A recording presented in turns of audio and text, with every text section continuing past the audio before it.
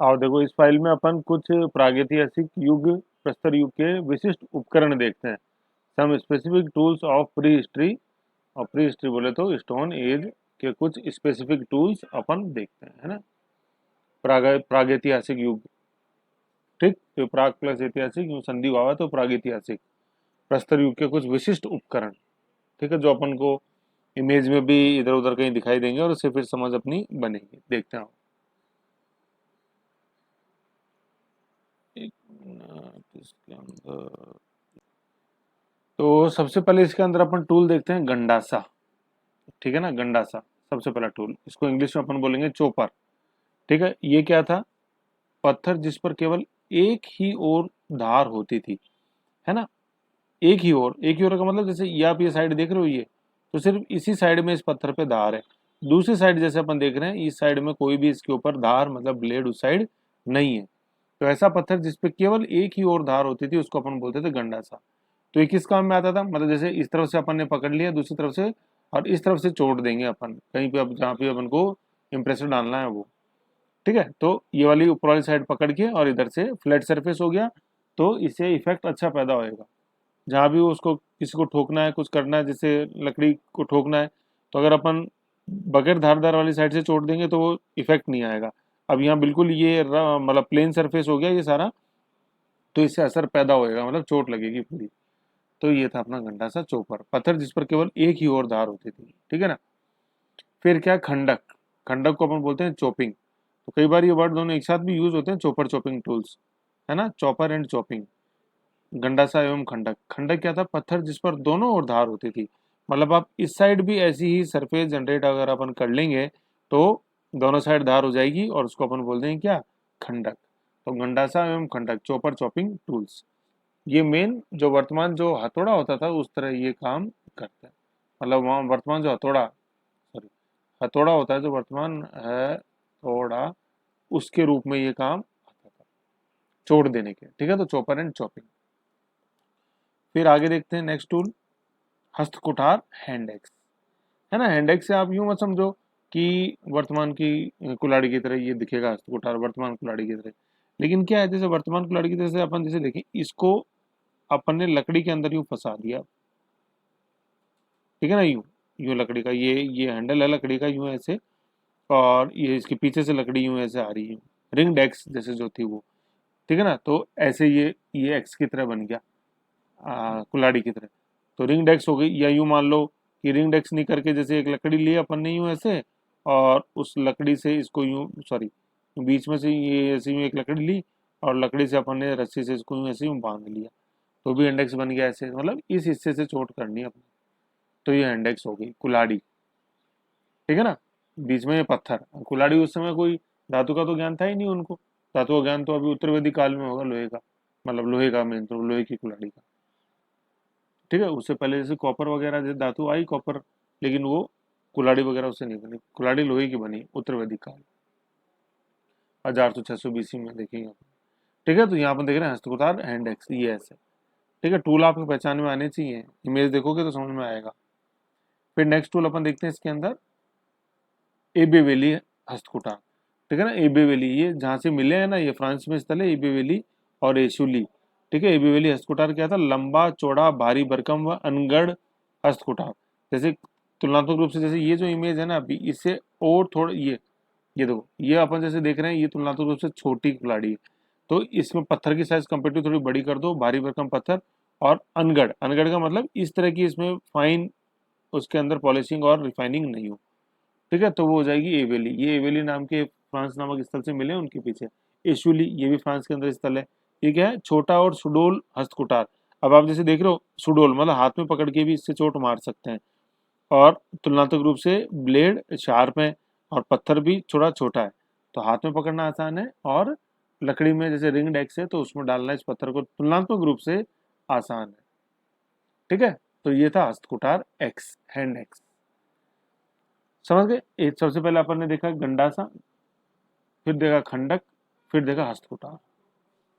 एक दो बार रिवीजन करो, बिल्कुल फिट हो जाएंगी। फिर इमेज देखोगे ना आप, तो इमेज में अपने आप जो आपका, अभी मैं आपको इमेज दिखाऊंगा काम में लेते हुए, तो उससे अपने आप आपको और अच्छी समझ पैदा होगी। कोई कंफ्यूजन वाली बात नहीं है इनके अंदर। फिर नेक्स्ट टूल अपन देखते हैं विदारणी, क्लीवर, ठीक है ना, क्लीवर। ये तक ये क्या था, ये परिष्कृत हस्तकुटार था। परिष्कृत कैसे, जैसे अभी ऊपर जैसे अभी अपन ने देखा था कि सिर्फ इस शेप के अंदर ही उसमें ब्लेड थी। अभी जैसे जो हस्तकुटार, इविली हस्तकुटार या नॉर्मल हस्तकुटार अपन ने देखा, तो उसमें एक तरफ ही ब्लेड थी। और जबकि ये परिष्कृत में क्या, देखो ये चारों तरफ से इसमें ये धार लगी हुई है, ठीक है। तो ये हो गया क्या, विदारणी क्लीवर, परिष्कृत हस्तकुटार, रिफाइंड हैंड एक्स। जैसे ये देखो, पहले वाली देखो, नॉर्मल हैंड एक्स देख लो। नॉर्मल हैंड एक्स में क्या था, नॉर्मल हैंड एक्स में क्या देखो कि ऊपर की तरफ कोई ऐसी धार इस ब्लेड में नहीं है, सिर्फ नीचे की तरफ ही है। लेकिन अब ऊपर की तरफ भी अपन ये धार कर देंगे ऐसे, तो ये क्या बन जाएगा, ये क्लीवर बन जाएगा ऐसे, ठीक है ना। तो ये क्लीवर, ये यहाँ क्लीवर ये दिखा रखा है विदारणी, ठीक है ना। क्लीवर, क्लीवर ये परिष्कृत था, देखिए। फिर नेक्स्ट है स्क्रैपर, खुरचनी स्क्रैपर, स्क्रैप करने के। जैसे मान लो ये खाल है जानवर की, इसके ऊपर जैसे ये मांस लगा हुआ है, तो इसको अपन यूं ऐसे यूं खरोच खरोच के उतारेंगे ना, इस दिशा के अंदर से उतार रहे हैं, तो इस पत्थर को ऐसे पकड़ा और फिर इसको इस पर रब किया, तो ये बचा हुआ जैसे मांस जो भी था चमड़ी पर, उसको मतलब जैसे मान लो चमड़ी से अपन को उसको कोई कपड़ा बनाना है, तो जरूरी है ना इस चमड़ी की तो पहले सफाई हो। तो सफाई किससे होगी, सफाई स्क्रैपर से होगी, यूं। या किसी हड्डी को जैसे अपन को हथियार बनाना है हड्डी से, तो पहले जरूरी ना हड्डी पे से सारा मांस उतरे, तो हड्डी पे से मांस किस टूल के माध्यम से, किस पत्थर के माध्यम से उतारेंगे अपन, स्क्रैपर के माध्यम से, ये, ठीक है। फिर नेक्स्ट टूल अपन देखते हैं तक्षिणी ब्यूरिन, है ना, तक्षिणी ब्यूरिन, तक्षिणी ब्यूरिन, तक्षिणी ब्यूरिन, ठीक है। तक्षिणी ब्यूरिन ये आधुनिक पेचकस की तरह, जैसे यहाँ से आदमी ने ग्रिप पकड़ी और ये यहाँ से इसकी तरह से आधुनिक पेचकस की तरह, जैसे मान लो किसी भी चीज को जैसे उसको फिट करना है, तो उसमें पेचकस का क्या प्रयोग हो सकता है, जैसे जैसे अपन देखें, तो जैसे मान लो किसी लकड़ी के अंदर चौड़ा छेद करना है, जैसे मान लो ये लकड़ी है, उसमें तुलनात्मक रूप से कुछ चौड़ा छेद करना है, तो उसमें ये काम आती थी। समझ रहे हो, किसी को ब्लेड ब्लेड के रूप में जैसे काटना है तो इससे काट ले। लेकिन ब्यूरिन के अंदर जो मेन खास बात है, ब्लेड काटने का काम तो एक्स से, ब्यूरिन का काम कि नीचे की तरफ इसमें ज्यादा धार होती थी, ये देखो इस तरफ, आधुनिक पेचकस की तरफ ब्यूरिन, ठीक है। वेदक, सातवां वेदक बोरर, आधुनिक छेनी चीजिल की तरह, ऐसे, है ना। जैसे एक पत्थर से दूसरे पत्थर के ऊपर, जैसे हाथ में तो अपने पकड़ा गंडा सा, अब किसी लकड़ी के ऊपर जैसे अपन को चोट करनी है, दूसरे पत्थर के ऊपर चोट करनी है, जैसे ये फलक निकालना है इस पत्थर से, तो क्या पकड़ेंगे, हाथ में इस बोरर को अपन पकड़ेंगे ऐसे, एक हाथ से बोरर को पकड़ेंगे, है ना, यहाँ यूं समझ लो ये ऐसे, ये बोरर है ऐसे, तो एक हाथ में इस बोरर को पकड़ा, ऊपर से गंडा से इस बोरर को चोट दी, तो ये पत्थर में से फलक अलग हो गई। तो ये वर्तमान जो छेनी अपनी चीजल होती है, उस रूप में बोरर काम करता था, वेदक। फिर वेदनी है पॉइंट, पतला व नुकीला फलक, ये जैसे आप देख रहे हो कि आर पार करना है, जैसे चमड़े में छेद करना है तो वो इससे हो गया, इस तरह से छोटा बारीक छेद करना है, जैसे तुलनात्मक रूप से चौड़ा छेद करना है तो ब्यूरिन, तुलनात्मक रूप से छोटा छेद करना है तो वेदनी। और पत्थर में या लकड़ी में चोट देके कि फलक निकालनी है, जैसे खासतौर पर पत्थर में फलक निकालनी है, चोट देनी है, तो सीधे गंडासे से छोड़ देंगे तो पत्थर ही टूट जाएगा ये अगला पूरा। तो बिल्कुल पॉइंट पे चोट लगे तो उसके लिए ये क्या काम आती थी, ये वेदक बोरर काम में आता था, ऐसे, है ना। तो ये टूल्स हैं जो स्पेसिफिक टूल्स, जिनके बारे में अपन को ध्यान, सॉरी, जिनके बारे में अपन को ध्यान, स्पेसिफिक टूल जिनके बारे में अपन को थोड़ा पता होना चाहिए। अब जैसे मैं आपको एक इमेज दिखाता हूँ, देखो उससे आपको और क्लियरिटी बनेगी थोड़ी। फ्लिंट पंच तकनीक देखो, है ना, पंच ब्लेड टेक्निक, या ये देखो ये वाली टेक्निक, इसकी बात कर रहा हूँ मैं, ये पंच ब्लेड तकनीक या फ्लूटिंग टेक्नोलॉजी। अब देखो इसमें क्या होता था, एक पत्थर पे चोट देके छोटे फलक निकाले जाते थे कैसे, तो वो अपन देखते हैं कैसे, है ना। जैसे देखो ये एक बड़ा पत्थर है, ठीक है, बड़ा पत्थर अपन ने जैसे देखा, इसके बीच में से इसके दो टुकड़े करने हैं, तो ये हाथ में अपन ने लिया, ये क्या है, ये अब बताओ, गया डासा, गंडासा या चौपर, हथौड़ा लेंगे ना अपन, तो गंडासा लिया, ये तो क्या इमेज हो गई, फिर ख इमेज है नीचे वाले देखो, यहाँ से इस पत्थर के दो टुकड़े हो गए ना, गंडासा से दिया, तो फिर ये एक नेक्स्ट गंडासा और अपने पास आ गया गंडासा, है ना। मतलब एक पत्थर, ये भी हाथ में भी इसकी गंडासा ही था, तो नानुक रूप से फिर एक चोट दी दूसरे पत्थर पे, तो ये एक गंडासा बन के तैयार हो गया, ठीक है। अब देखो ये जो हाथ में पकड़ा हुआ, देखो इसकी एक तरफ से ये सरफेस बिल्कुल फ्लैट है, या यूं समझ लो, आप तो यूं समझो अपन को गंडासा बनाना था, ठीक है। तो क्या लिया, पहले एक नॉर्मल पत्थर लिया उसने, उस नॉर्मल पत्थर से इस पत्थर से को अपन को गंडासा बनाना था। तो देखो इस पत्थर पे चोट दी तो ये देखो ये एक तरफ धार हो गई और ये गंडासा अपने बन के अपने पास तैयार है, ये गंडासा अपने पास बन गया। ठीक है, अब इस गंडासे का देखो यहाँ प्रयोग हुआ है। ठीक, अब मान ये जैसे जो ये जो हथियार है ना, टूल है, इसके ऊपर अपन को चोट देनी है तो इस गंडासे से चोट लगेगी। अब चूंकि गंडासे का एक जो सतह है वो बिल्कुल फ्लैट है, तो अब इस छेनी पे जो चोट लगेगी वो बिल्कुल सटीक चोट लगेगी। ठीक है, तो ये गंडासा अपन ने देख लिया, ये गंडासा। ठीक है, और गंडासे से फिर यूं देखो आप, अब गंडासे से चोट दे रहे हैं तो ये दूसरे हाथ में जो पकड़ा हुआ ये टूल क्या होगा आप सोचो। तो ये छेनी से फलक निकालना इस पत्थर से, ये मतलब वो बिलवाड़ा वाली पट्टी याद करो, यहाँ से इसको फलक निकालनी है, ऐसे इस तरह की ये फलक है। तो ये पूरी इमेज ये एक ही है ना, गंडासे से चोट दे रहा है तो इसने हाथ में भी क्या पकड़ा हुआ है, ये बताओ क्या हो सकता है ये। मैं इमेज दिखाता हूँ ऊपर क्या पकड़ा हो सकता है। ये देखो, ये छेनी देखी थी अपन ने, ये देखो ये छेनी, ये बोरर पकड़ा हुआ है जैसे मैंने बोला था, बोरर आधुनिक छेनी। तो इस छेनी से यहाँ उधर की तरफ तो गंडासे से चोट करेगा और ये छेनी फिर फलक दूसरे पत्थर से निकालेगी, है ना, ऐसे है। ये देखो ये आई समझ में। तो ये तो हो गया गंडासा, गंडासा चोपर। ठीक है, और ये अपने पास हो गई क्या, बोर, वेदक, या इसको क्या बोलेंगे अपन, CHE चीजर, बोरर वेदक चीजर, ये यही था ऊपर देख लो, बोरर वेदक चीजर। ये देखो बोरर, बोरर, बोरर वेदक आधुनिक चीजर, ऐसे 7वें नंबर वाली, है ना। तो ऐसे जैसे छोटे छोटे टूल्स को याद रखोगे ना, फिर आप उसको टोटलिटी में लिंक कर पाओगे। अगर याद ही नहीं होंगे टूल्स तो कैसे लिंक कर पाओगे। तो इसमें देखो समझ में आ रहा है ना सारा। ये गंडासा बन गया, गंडासे से चोट दी, ये चीजल बन गया बोरर, और फिर ये फलक निकल गई। इस इंसान का मकसद क्या था कि पंच ब्लेड तकनीक से अपन को ये फलक निकालने थे। ये टॉपिक है, देखो ऊपर टॉपिक ये है, क्या टॉपिक है, पंच ब्लेड टेक्निक बहुत इंपॉर्टेंट है, पता होना चाहिए, है ना। तो पंच तो क्या है इसके अंदर, जब पंच मार्क्ड कॉइन्स आएंगे हाथ सिक्के, तो पंच तो मतलब प्रेशर लगा के, जैसे हैवे पंच, है ना, और ब्लेड मतलब उस प्रेशर लगा के अपन ऐसे यूं ब्लेड बना रहे।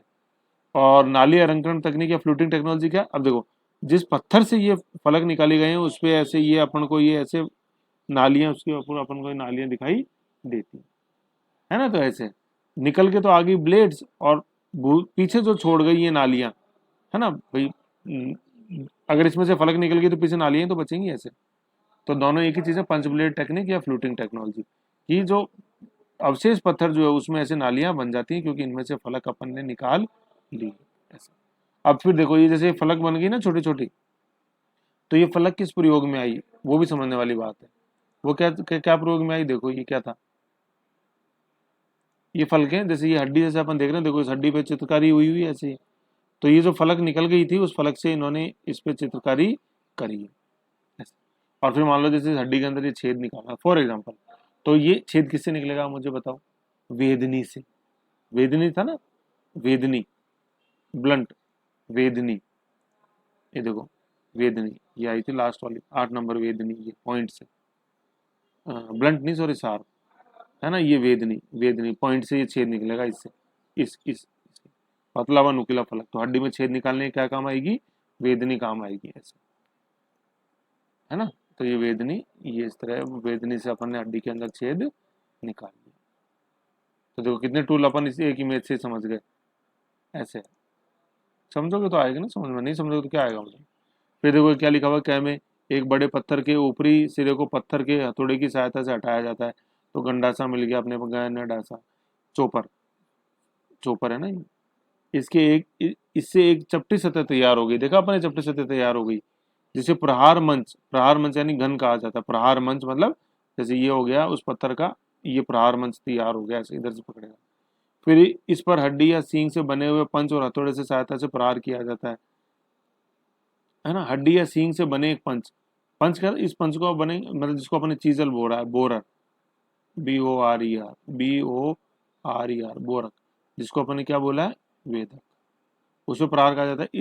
इससे धारदार पट्टी बन जाती है, तो ठीक है, पट्टी बन गई फ्लेक, जिसका चाकू की तरह इस्तेमाल किया जाता है, अथवा उनसे एक तरह की छेनियां बन जाती हैं, है ना। मतलब छेनी का तो देखो वो है बोरर जिसे चोट किया, फिर उस छेनी से भी अपने आप में एक फ्लेक बन गई, जिससे कि अपन छेनी की तरह और नुकीले ब्रश की तरह काम ले सकते हैं, जिससे हड्डी सींग हाथीदार लकड़ी पर उकेरा जा सकता है ये ऐसे। तो वो जो फ्लेक अपन ने निकाली ना, तो छेनी की मदद से नो डाउट एक फलक निकला, तो उस फलक को भी ये छेनी यहाँ पे बोल रहे हैं।